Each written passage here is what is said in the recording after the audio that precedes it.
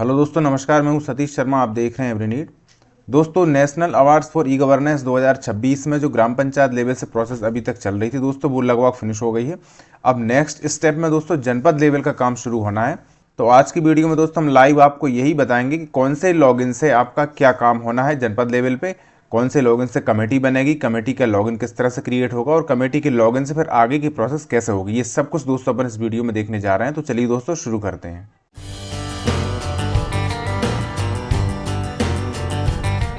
दोस्तों, अगली चीज मैं आपको जो बताने जा रहा हूं वो है बीपैक कमेटी के संबंध में। इसको हम बोलते हैं block panchayat performance assessment committee, जिसको हम शॉर्ट में बीपैक बोल रहे हैं।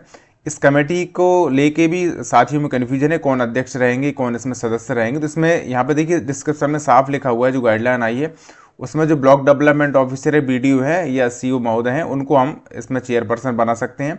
साथ में जो और लोग हैं वो ऑलरेडी ब्लॉक की कमेटी बनी हुई है, क्योंकि वो पहले भी हमने ये काम किया है। पिछले वर्ष भी हमने ये बीपैक कमेटी बनाई थी। तो उसमें ब्लॉक लेवल के अन्य जो ऑफिसर्स हैं, जनपद लेवल की भी टीम है, वो उसमें ऑलरेडी शामिल है। वो हम अभी लाइव पोर्टल पे चल के देखेंगे, आपको कहाँ से देखना है वो कौन सी कमेटी पहले बनाई गई थी पिछले वर्ष। यदि उसमें कोई चेंज करना हो तो कैसे आप नए सदस्य जोड़ेंगे, वो सब कुछ अपन पोर्टल पे भी देखेंगे। तो यहाँ पे आप ये क्लियर समझ लीजिए कि सीओ या बीडीओ जो हैं उनको आप चेयरपर्सन बना सकते हैं। इसके अलावा आपकी जो ब्लॉक की जो टीम है, जनपद की टीम है, उसमें से आप उनको सदस्य मेंबर के रूप में भी उसमें शामिल कर सकते हैं। अब दोस्तों ये मैंने पोर्टल खोल लिया है। पोर्टल आपको मालूम ही है, panchayataward.gov.in/NAEG। ये national award for e governance का ये पोर्टल है, जिसमें हमको ब्लॉक की प्रोसेस क्या करनी है वो सब कुछ अपन इसमें देखने जा रहे हैं। यहाँ पे लॉगिन के लिए आपको ऑप्शन मिलते हैं। तो लॉगिन में आपको बीएलसी का जो आपका जनपद का पासवर्ड आईडी, यूजर आईडी जो आपको मिला होगा, पुराना ही यूजर आईडी यूज होना है। बीएलसी डैश आपकी जनपद का नाम, ये आपका यूजर नेम होगा। इसके अलावा जो डिफॉल्ट पासवर्ड है अभी फिलहाल वो है admin@123, जिसमें ए कैपिटल है। यूजर नेम की लिस्ट है, आपके ग्रुप्स में पहले ही शेयर कर दी गई है, तो आपको वो मिल गई होंगी। आपको मेल पे भी, जनपद या जिले के मेल पे भी पिछले वर्ष आई थी, वहां से आप सर्च कर सकते हैं। ये दोनों आईडी और पासवर्ड कैप्चर डालने के बाद लॉगिन पर क्लिक करना है।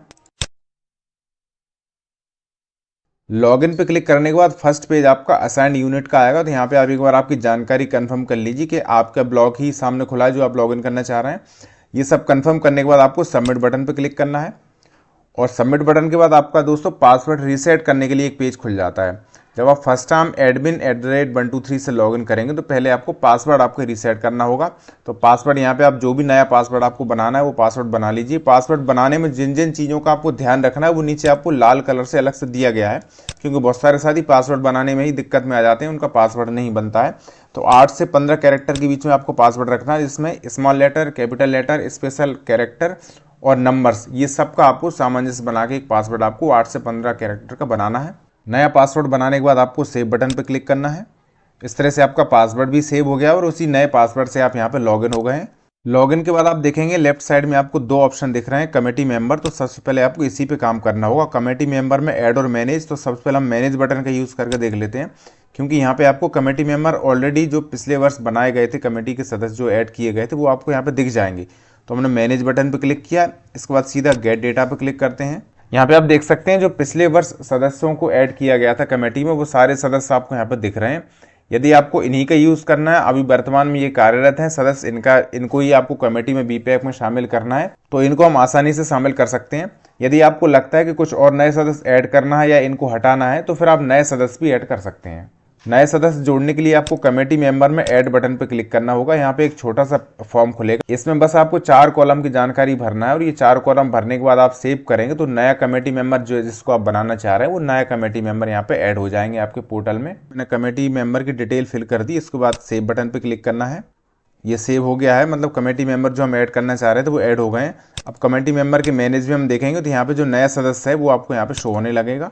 अब यहाँ पे आप देख सकते हैं नए जो कमेटी मेंबर हमने ऐड किए हैं वो नए कमेटी मेंबर आपको 7 नंबर पे यहाँ पे दिख रहे हैं। इस तरह से दोस्तों आपको कमेटी मेंबर की प्रक्रिया करनी है। आपको ऑलरेडी जो कमेटी मेंबर हैं वो दिख रहे हैं। यदि आपको नए ऐड करना हो तो ऐड बटन से आप नए ऐड कर सकते हैं। तो ये तो बात हो गई कमेटी मेंबर की।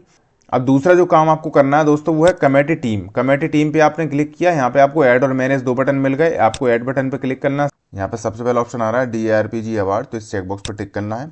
नोडल डिपार्टमेंट जैसे ही आप यहाँ पे सेलेक्ट करेंगे ड्रॉप डाउन लिस्ट ओपन हो जाएगी। यहाँ पे आपको रूरल डेवलपमेंट सेलेक्ट करना है। जैसे आप इसको सिलेक्ट करते हैं सारे जो लाइन डिपार्टमेंट्स हैं उनकी लिस्ट यहाँ पे ओपन हो जाती है और सारे चेकबॉक्स लग जाते हैं। इन सभी चेकबॉक्स को आपको अनचेक करना है। और सिर्फ एक जो लाइन डिपार्टमेंट है electronics and information technology NIC, इसको आपको चेकबॉक्स को टिक लगाना है। इसके नीचे ऑप्शन आ रहा है चेयरपर्सन ऑफ कमेटी, तो आपकी जो कमेटी बना रहे हैं आप उसमें अध्यक्ष कौन रहेंगे उनको आपको यहाँ पे सिलेक्ट करना है। इसके बाद नीचे जो ऑप्शन आ रहा है वो है कमेटी मेंबर। अब आपने जितने भी मेंबर ऐड किए हैं कमेटी में शामिल करने के लिए वो सारे मेंबर्स की लिस्ट आपको यहाँ पे दिख जाएगी। अब इनमें से जिसको आपको शामिल करना है, नए पुराने सभी मेंबर्स आपको यहाँ पे दिखेंगे। जितने लोगों को आपको कमेटी में ऐड करना है वो एक एक करके आपको यहाँ पे सिलेक्ट करते जाना है। जैसे ही आप किसी भी सदस्य को सिलेक्ट करेंगे, मान लीजिए मैंने एक सिलेक्शन कर लिया, तो बाकी जो डिटेल है ऑटोमेटिक यहाँ पे सारे कॉलम फिल हो जाएंगे। इसके बाद नए सदस्य को ऐड करने के लिए ऐड बटन पर क्लिक करना है, फिर से वो लिस्ट खुलेगी, नए सदस्य को ऐड कर लेना है। इस तरह से आपने जितने भी सदस्य इसमें शामिल किए हैं कमेटी में उनको सबको एक एक करके यहाँ से सिलेक्ट करना है। सभी सदस्यों को सिलेक्ट करने के बाद आपको यहाँ पे सेव बटन मिल रहा है, सेव बटन पर क्लिक करना है। और यहाँ पे आप देख सकते हैं डेटा सेव सक्सेसफुली, आपकी जो कमेटी जो क्रिएट करने जा रहे थे वो कमेटी सक्सेसफुली बन गई है। अब इसके बाद नेक्स्ट जो प्रोसेस आपको करनी है दोस्तों वो है कमेटी टीम का मैनेज वाला बटन यूज आपको करना होगा। अभी हमने ऐड बटन यूज किया था, मैनेज बटन पे आपको जाना होगा। अब यहाँ पे आप देख सकते हैं दोस्तों आपको टोटल 3 कमेटी यहाँ पे मिलेंगी। ये 2 कमेटी फर्स्ट और सेकंड नंबर की है, ये हम पहले बना चुके हैं, पिछले वर्षों की ये कमेटी आपको दिख रही है। अभी जो लेटेस्ट कमेटी आपने बनाई वो 3 नंबर पे दिखेगी, क्योंकि इसी में आपको यहाँ पे मॉडिफाई और डिलीट और क्रिएट यूजर का बटन मिल रहा है। ये बटन आपको यदि तीनों कमेटी के सामने मिल रहे हैं इसका मतलब आपकी नई कमेटी क्रिएट हो गई है। यदि हम इसको क्रिएट नहीं करेंगे तो फर्स्ट और सेकंड 2 कमेटी आपको वहाँ दिखेंगी। DARP जो पिछले वर्ष की दिखेगी वो आपको उसमें सदस्य पिछले वर्ष के हिसाब से होंगे, इसलिए हमने अभी नई कमेटी क्रिएट की है। और नई कमेटी का ही हम यूजर जो पासवर्ड है वो क्रिएट करेंगे, यूजर क्रिएट करेंगे, उसके बाद उसी के लॉगिन से हम आगे प्रोसेस करेंगे। तो क्रिएशन करने के लिए यहाँ पे देखिए यूजर क्रिएट यूजर का जो बटन मिल रहा है क्लिक वाला बटन, इस पे आपको क्लिक करना होगा। इससे पहले यदि आपको लगता है आपने इसमें कोई गलती कर दी हो तो यहाँ पे मॉडिफाई का ऑप्शन है, उसको हटाने का भी, डिलीट का भी ऑप्शन यहाँ पे दिया गया है। यूजर क्रिएट करने के लिए सिंपली क्लिक वाले बटन पे क्लिक करना है। यहाँ पे आप देख सकते हैं यूजर क्रिएट सक्सेसफुली, पेज वही है और बाकी ये दोनों ऑप्शन यहाँ से हट चुके हैं।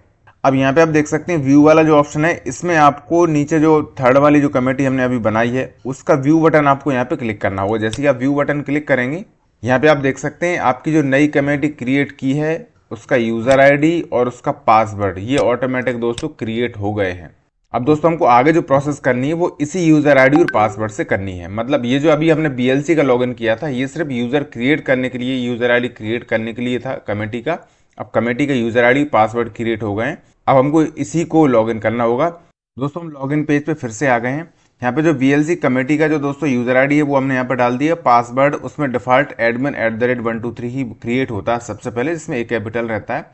इसी को हमको लॉगिन करना होगा। यहाँ पे मैंने कैप्चा डाल दिया, लॉगिन करेंगे। लॉगिन के बाद हमको पासवर्ड चेंज करने के लिए ऑप्शन आएगा। इसमें असाइंड यूनिट का पेज खुल गया है, यहाँ पे एक बार और चेक कर लीजिए सब कुछ सही है कि नहीं है। इसके बाद सबमिट बटन पर क्लिक करिए। नेक्स्ट पेज पे आने के बाद आपको जो BLC कमेटी का आपका यूजर ID और पासवर्ड क्रिएट हुआ है उसका पासवर्ड आपको नया बनाना होगा। नया पासवर्ड मैंने यहाँ पे बना लिया है। इसके बाद सेव बटन पर क्लिक कर लेते हैं। नया पासवर्ड भी आपका रीसेट हो गया और नए पासवर्ड से आपकी जो कमेटी है वो हमने लॉगिन भी यहाँ पे कर ली है। लॉगिन पेज आपके सामने यहाँ पे शो हो रहा है। यहाँ पे आप देखेंगे लेफ्ट साइड में 2 ऑप्शन, 2 मेनू आपको दिख रहे हैं। सबसे पहले जो है वो committee assessment and field verification, इस बटन पे आपको क्लिक करना है। जैसे ही आप इस पर क्लिक करेंगे ऐड बटन मिल जाता है, फिर ऐड पे क्लिक करना है आपको। यहाँ पे आप देखेंगे अवार्ड टाइप, इसमें एक ही ऑप्शन आपको मिलेगा DARPG अवार्ड। इसके बाद लोकल बॉडी, यहाँ पे भी आपको एक ऑप्शन दिखेगा विलेज पंचायत, इसको सिलेक्ट करना है। इसके बाद गेट डेटा पे क्लिक करना है। अब यहाँ पे आप देखेंगे दोस्तों जितनी भी पंचायतों ने अपने लॉगिन से नॉमिनेशन फाइल किया है वो आपके इस लॉगिन पे यहाँ पे पंचायतों की लिस्ट दिख जाएगी।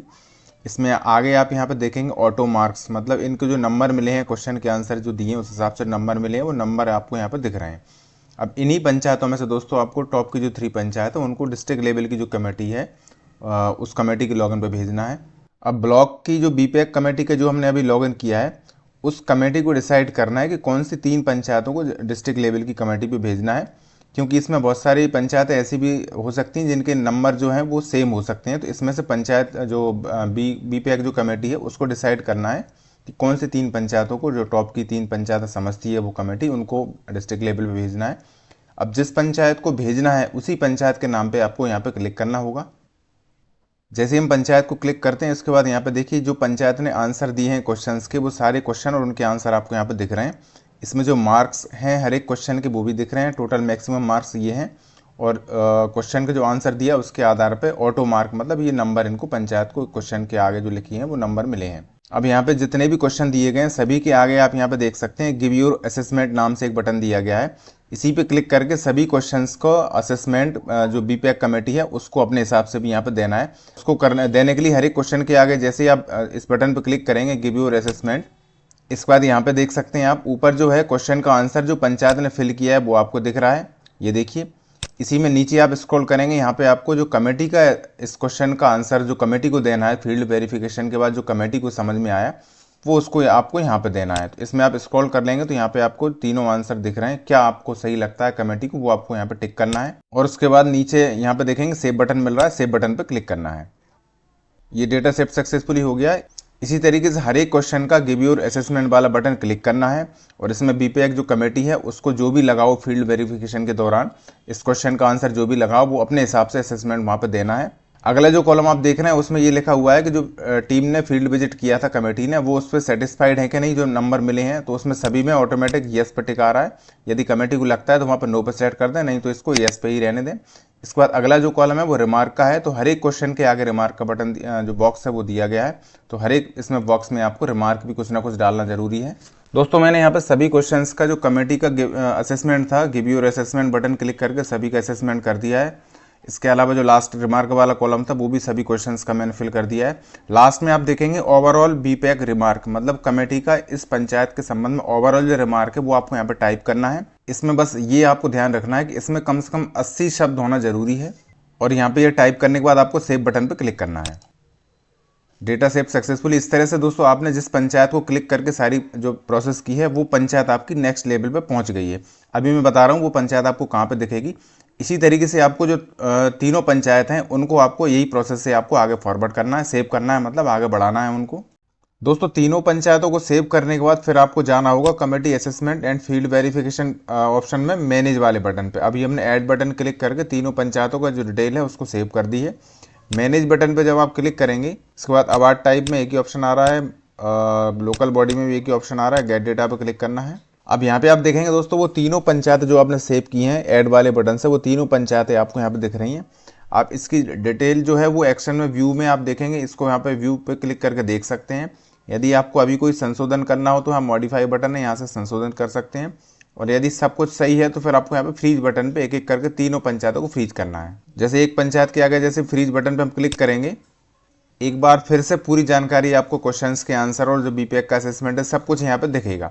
इसको नीचे स्क्रॉल डाउन करके यहाँ पे आप देखेंगे डाउनलोड असेसमेंट फाइल एक बटन आपको मिल रहा है, इस बटन पे आपको क्लिक करना है। यहाँ पे देखिए एक पीडीएफ जो है वो डाउनलोड हो गई है, पीडीएफ यहाँ पे ओपन भी हो गई है। ये इस तरह से पीडीएफ मतलब जो क्वेश्चन के आंसर फिल किए हैं उसी का एक पीडीएफ सेट होता है ऑटोमेटिक। ये डाउनलोड हो गई ये पीडीएफ। यहाँ पे आप देखेंगे नीचे name of field visit team member, यहाँ पे जो कमेटी आपकी है उनमें से कुछ सदस्यों की आपको यहाँ पे सिग्नेचर कराने हैं। इसके बाद राइट साइड में नीचे आपको सचिव और सरपंच, जो पंचायत जिस पंचायत को हम आगे फ्रीज करने जा रहे हैं उस पंचायत के सरपंच या सचिव में से किसी एक का या दोनों का यहाँ पे सील साइन उनके कराने हैं।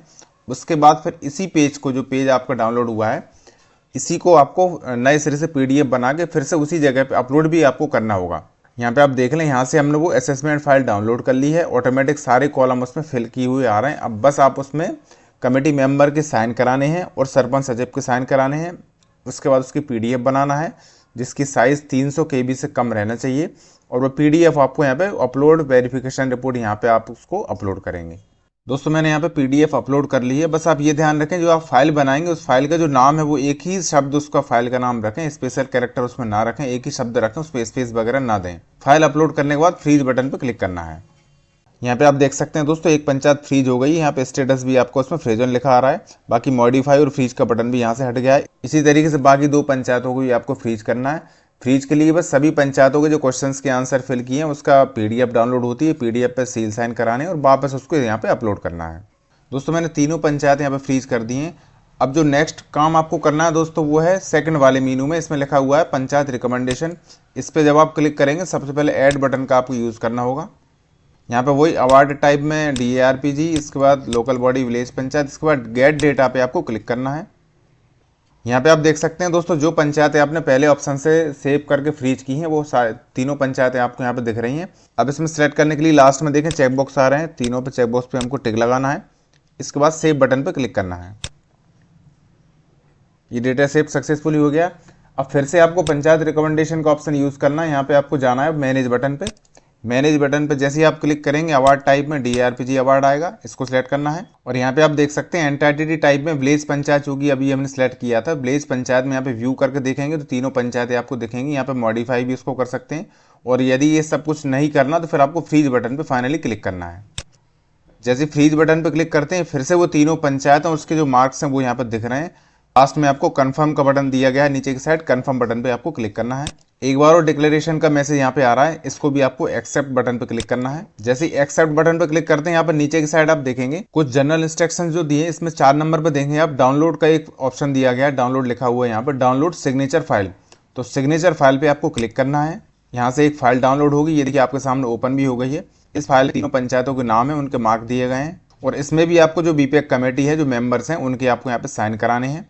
साइन कराने के बाद दोस्तों उसको आपको JPG या फिर JPEG फॉर्मेट में उसको स्कैन करना है। उसकी साइज आप देख लें 50 KB से ज़्यादा नहीं होनी चाहिए।